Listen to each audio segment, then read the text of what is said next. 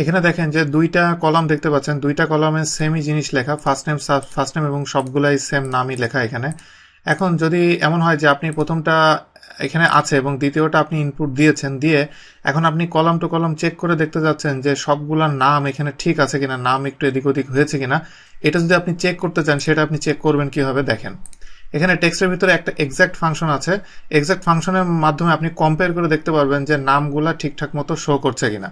যদি শো করে ট্রু দেখাবে, শো না করলে মানে শো না, এটা কম্পেয়ার করে যদি সে এক্সাক্টটা না পাই, এক্স্যাক্টলি না মেলে, তাহলে সে ফলস দেখাবে।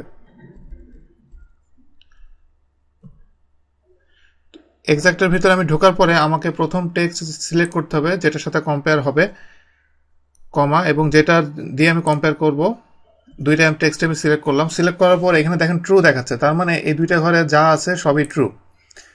তা আমি এখন যদি পুরোটা ডবল ক্লিক করি, তাহলে দেখেন যে কিছু কিছু এখানে ফলস দেখাচ্ছে। তো ফলস দেখানোর কারণটা কি? এখানে দেখেন যে ফলস দেখানোর কারণ হলো দুইটার নামই ঠিক আছে, কিন্তু এটা একটার মাঝখানে একটা স্পেস আছে। স্পেসটা যদি আমি সরিয়ে দিই, তাহলে দেখেন যে এটা ট্রু হয়ে যাবে। এরপরে এখানে দেখেন এটা ফলস দেখাচ্ছে, তার মানে এখানে বোঝা যাচ্ছে যে এটা হলো কেস সেন্সিটিভ। কেস সেন্সিটিভ হলেও এটাকে ফলস দেখাবে। আমি এটা চেঞ্জ করে দিলাম। এরপরে এখানে একটা দেখেন, এখানে কিন্তু দুইটাই সেমই দেখাচ্ছে, তাহলে মানে ফলস কেন? কারণ আমি এটাতে যদি সিলেক্ট করি তাহলে দেখেন যে ব্লিঙ্ক দিচ্ছে কোথায়, কিন্তু এটাতে যদি সিলেক্ট করি তাহলে দেখেন যে এখানে একটা এক্সট্রা স্পেস আছে। ব্যাক স্পেস দিলে এক্সট্রা স্পেসটা চলে গেল। এবার দেখেন এটাকে ট্রু দেখাবে।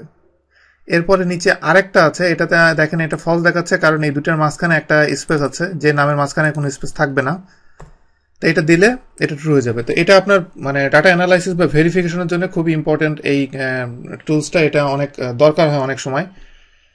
আর আরেকটা ফাংশন দেখাবো এখানে, ডলার ফাংশন।